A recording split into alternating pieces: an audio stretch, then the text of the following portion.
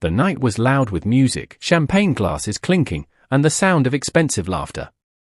Every rich name in New York was inside that ballroom: politicians, investors, fashion icons, all gathered for the Moretti Foundation's grand charity gala. Then the music stopped. Heads turned toward the entrance. A woman stepped in, tall and stunning, dressed in a black silk gown that shimmered under the lights. Her walk was slow, confident, every step echoing years of buried pain. Her name was Elena Cruz. 10 years ago, she was just the maid's daughter. 10 years ago, she was accused of stealing a diamond necklace she never touched. 10 years ago, she was thrown out like dirt, humiliated by the same family that once called her one of their own. Now she was back. Not as a servant. Not as a victim. But as the billionaire who owned the company that secretly took over the Moretti empire. Across the room, Sophia Moretti froze. The same girl who had destroyed her life now stared back at her, with a smile sharp enough to cut glass. And as their eyes met, the world around them disappeared. Elena's voice echoed in her mind. "You took my life once, Sophia. Now, it's my turn. But revenge has its own price, and tonight, everyone would pay." If you've ever been betrayed by someone you once called your best friend, if you've ever trusted a person who turned your kindness into weakness, then you'll understand what this story is about. This isn't just about money, power, or revenge. It's about pain. About loyalty turned into a weapon. About a friendship that was destroyed by jealousy, and a heart that refused to stay broken. Elena Cruz's story will make you angry, maybe even make you cry. Because the girl who once begged for mercy now walks in the same room as the people who ruined her life, only this time, she's the one with the power. But before we judge her, before we call her cold or cruel, ask yourself, if the person you loved most turned the world against you, what would you do when you finally got the chance to face them again? Would you forgive? Or would you make them feel every ounce of the pain they gave you? Stay with me till the end of this story. Because what happens next will make you question everything you believe about love, loyalty, and revenge. White right pointing backhand index if you love true style stories filled with emotion, betrayal, and shocking twists. Tap that like, hit subscribe, and tell me in the comments. Would you forgive a best friend who once destroyed your life? Long before the lights, money, and power, there were two little girls who believed the world was kind. One was Elena Cruz, a quiet, brown-eyed girl whose mother worked as a maid in the Moretti mansion in California. Elena had nothing, no wealth, no fancy clothes, but she had dreams bigger than the sky and a heart too pure for the cruel world she lived in. The other was Sophia Moretti, the only daughter of billionaire real estate mogul Richard Moretti. She had everything: luxury cars, designer dresses, and a private jet waiting to take her anywhere she wanted. But behind her perfect smile was a lonely child who only wanted someone to see her, not her last name. When Sophia met Elena, everything changed.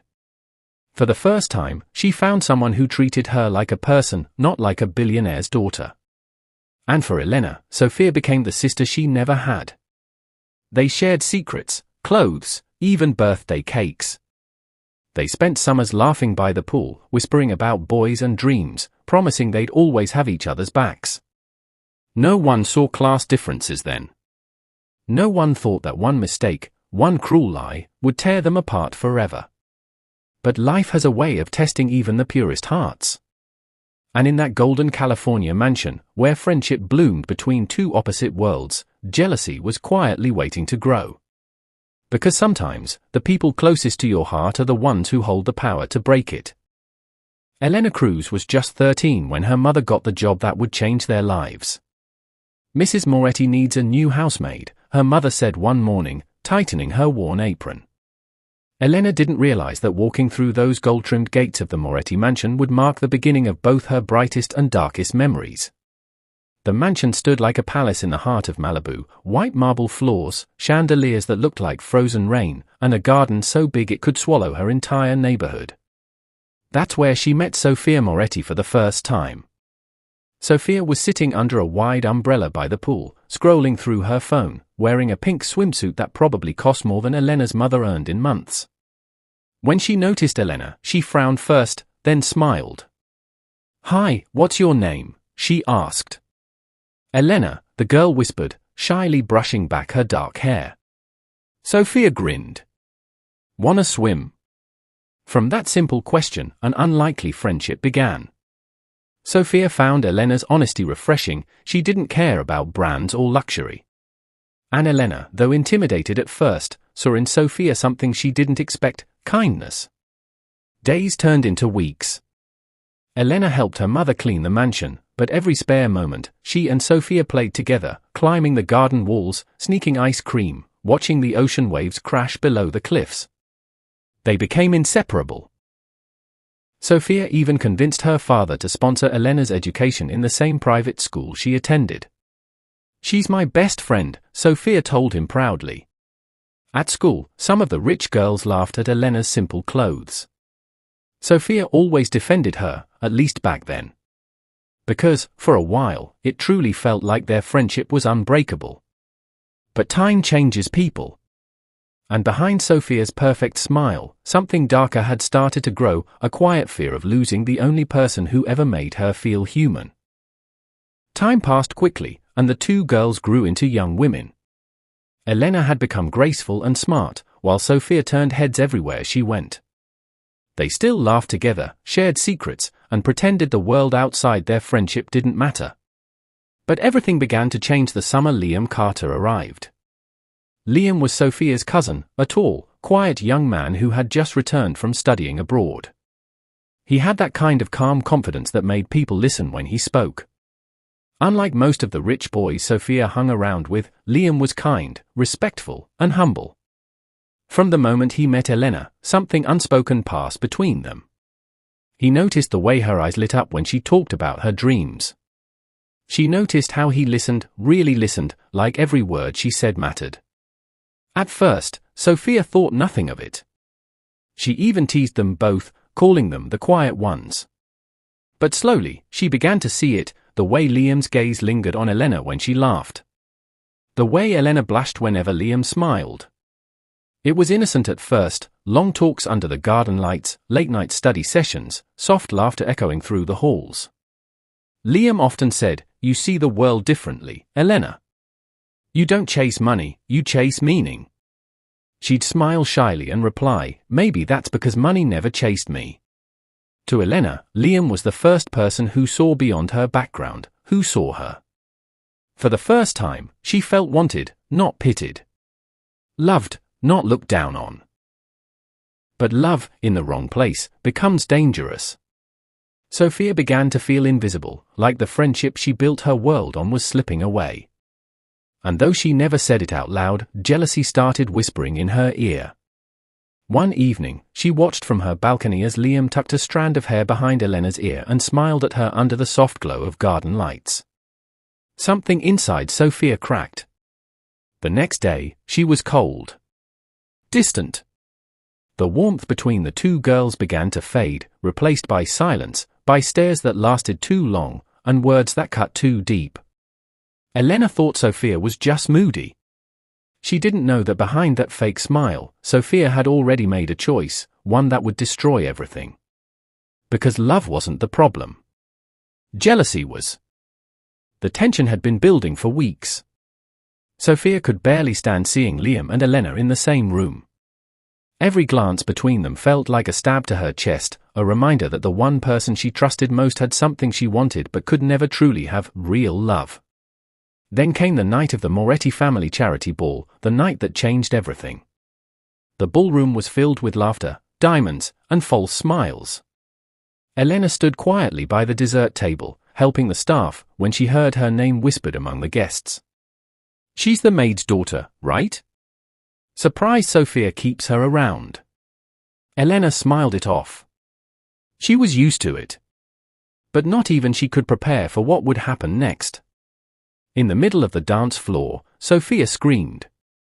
"My necklace! My diamond necklace, it's gone!" The room froze. Guests turned, whispers began, and within minutes, the security guards were searching the hall. Sophia's father stormed in, furious. "Find it! That necklace is worth over $500,000. Sophia's teary eyes landed on Elena. And in that moment, Elena's world ended. Dad! I saw her near my room earlier, Sophia said softly. She was holding something shiny. The crowd gasped. Liam stepped forward. Sophia, don't, she'd never. But her father cut him off. Search her. The guard pulled open Elena's bag. Inside, under her folded scarf, sparkled the missing diamond necklace. Elena's hands trembled. I didn't, this isn't mine. I swear. But no one believed her. Not one person. Liam tried to defend her, but even his voice drowned under the noise. Sophia cried harder, pretending to be heartbroken, while her lies spread like wildfire. Elena's mother was fired that night. They were both thrown out, humiliated in front of everyone. The gates of the Moretti mansion slammed shut behind them like the final blow of betrayal. Under the cold streetlight, Elena fell to her knees, clutching her mother's hands, tears streaming down her face. Why, Mama? I didn't steal anything, she was my best friend. Her mother pulled her close and whispered, some people destroy what they can't have. That night, something inside Elena broke, the part of her that believed in friendship, in fairness, in kindness. As the car drove away from the mansion, she looked back one last time and made a silent promise. One day, she'll know what it feels like to lose everything. And from that moment on, Elena Cruz stopped being the maid's daughter. She became a woman on a mission to rise so high, the people who crushed her would have to look up to see her again. 10 years can change everything. The girl who once cried in the rain outside the Moretti mansion was gone. In her place stood Elena Cruz, CEO of Cruz Global, a company that quietly swallowed its competitors one by one, including the Moretti businesses that once looked untouchable. New York City glowed beneath her penthouse window as she looked down at the skyline that had witnessed her rise. Every sleepless night, every tear, every humiliation had built her into this moment. And tonight, the Moretti name would finally bow to hers. When she stepped into the ballroom of the Grand Metropolitan Hotel, whispers followed her like perfume. Isn't that Elena Cruz? The woman who bought out the Moretti holdings. She's even richer than they were. At the far end of the room, Sophia Moretti stood frozen. She looked older now, still beautiful, but tired, her confidence cracked by the slow fall of her family's fortune. Her father's company was bankrupt, her reputation fading. And the woman responsible for all of it was walking straight toward her. Elena, Sophia breathed, almost unable to believe it. Elena smiled, calm, composed, every inch the woman she had dreamed of becoming. Long time no see, Sophia. The crowd watched as the two women faced each other, one haunted by guilt, the other burning with quiet rage. Sophia's voice trembled. You did this to us. No, Elena said softly. You did this to yourself, 10 years ago. Sophia's eyes filled with tears. I was young. Jealous? I made a mistake. Elena tilted her head. A mistake is spilling wine. You destroyed my life. Just then, a man stepped out from the crowd, Liam Carter. His eyes found Elena's, and for a second, time stopped. He looked at her the same way he always had, like she was the only real thing in the room. Elena, he said quietly, Sophia wasn't the one who put the necklace in your bag. It was meant to hurt you both. Elena's breath caught. What are you saying? It was my brother, Liam confessed. He was in love with Sophia. He framed you to make her depend on him. She found out later, but she was too ashamed to speak. The room went silent. Elena turned to Sophia, shocked, trembling. Is that true? Sophia nodded, sobbing. Yes. I was too afraid to face you. I let you carry my sin. The weight of a decade pressed down on Elena's heart. Her revenge suddenly felt empty, like ashes in her hands. She took a long breath, fighting the storm inside her. Then, quietly, she said, You already lost everything, Sophia. I don't need to destroy you. Living with your guilt is punishment enough. And with that, she turned away, leaving the crowd stunned, Sophia in tears, and Liam watching her with the same quiet admiration that started it all. That night, Elena Cruz didn't just win back her name. She won back her peace. After that night, the story of Elena Cruz spread through New York like fire. Some called her heartless. Others called her brave. But the truth was simpler: she was tired. For years, she had dreamed of that confrontation, of watching Sophia crumble the way she once did. And yet, standing in front of the woman who destroyed her life, Elena had felt no satisfaction, only an emptiness that power couldn't fill. A week later, she stood by the same ocean she used to stare at from the Moretti mansion grounds as a child. The wind whipped through her hair as memories flooded back, the laughter, the summers, the trust that once felt unbreakable. Liam found her there. He didn't speak at first, he just stood beside her, silent, watching the waves crash. "I thought revenge would fix me," she said quietly. He turned toward her. "Did it?" Elena shook her head. "It gave me everything, except peace."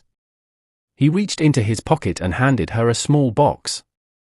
Inside lay the same diamond necklace that had destroyed her life. "I found it when my brother died," he said. "He kept it all these years. It's yours now. Maybe letting it go will finally set you free." Elena stared at the necklace for a long moment. Then she walked to the edge of the pier, looked at the glittering piece of glass that once held so much pain, and tossed it into the sea.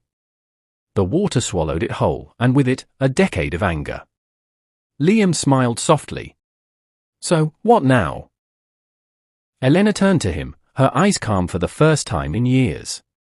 "I rebuild," she said. "But this time, not out of revenge, out of love." He reached for her hand. "You always were stronger than the world made you believe." As the sun dipped below the horizon, the wind carried away the last pieces of her past. In that silence, Elena realized that forgiveness wasn't weakness. It was freedom. She walked away from the ocean, not as the broken maid's daughter, not as the billionaire rival, but simply as Elena Cruz, the woman who finally chose herself. They say revenge is sweet, but the truth is, it's heavy.